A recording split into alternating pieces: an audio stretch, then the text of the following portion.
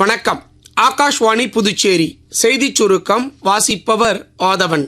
குடியரசுத் தலைவர் திருமதி திரௌபதி முர்மு 4 நாள் பயணமாக நேற்று கேரள மாநிலம் சென்றுள்ளார். இன்று காலை சபரிமலைக்கு சென்று சாமி தரிசனம் செய்ய உள்ளார். வரும் வியாழக்கிழமை கேரள ராஜ்பவனில் நிறுவப்பட்டுள்ள முன்னாள் குடியரசுத் தலைவர் KR நாராயணனின் திருவுருவச் சிலையை திறந்து வைக்கிறார்.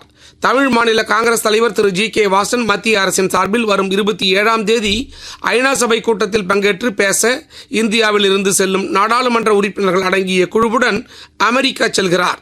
முன்னதாக சென்னையில் வரும் 25ஆம் தேதி தமாக பொதுக்குழு கூட்டத்தில் பங்கேற்ற பின்னர் அன்று இரவு டெல்லி சென்று பிரதமர் திரு நரேந்திர மோடி உள்ளிட்ட பாஜக தலைவர்களை சந்தித்து திரு GK வாசன் பேசவுள்ளார். வங்கக்கடலில் ஆழ்ந்த காற்றழுத்தம் உருவாகியுள்ளதால் கனமழை எச்சரிக்கை காரணமாக புதுச்சேரி மற்றும் காரைக்காலில் உள்ள அனைத்து அரசு மற்றும் தனியார் பள்ளி கல்லூரிகளுக்கு இன்று விடுமுறை அளிக்கப்படுவதாக கல்வி அமைச்சர் திரு நமச்சிவாயம் அறிவித்துள்ளார். வடகிழக்கு பருவமழை தொடங்கியுள்ளதை அடுத்து முன்னெச்சரிக்கை நடவடிக்கைகள் குறித்து பொதுப்பணித்துறை அமைச்சர் திரு லட்சுமி நாராயணன் நேற்று லாஸ்பேட்டை கிழக்கு கடற்கரை சாலையில் உள்ள அவசர கால மையத்தில் மாவட்ட ஆட்சியர் திரு குலோத்துங்கன் மற்றும் அதிகாரிகளுடன் ஆலோசனை நடத்தினார்.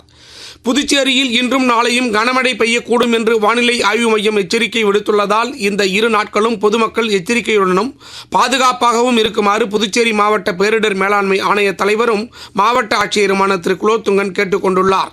10771070 அல்லது 9488981070 என்ற வாட்ஸ்அப் எண்ணிலும் பொதுமக்கள் தொடர்பு கொள்ளலாம் எனவும் மாவட்ட ஆட்சியர் தெரிவித்துள்ளார்.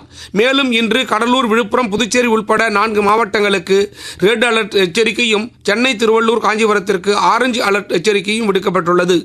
இத்துடன் இந்த செய்திச் சுருக்கம் நிறைவு பெறுகிறது.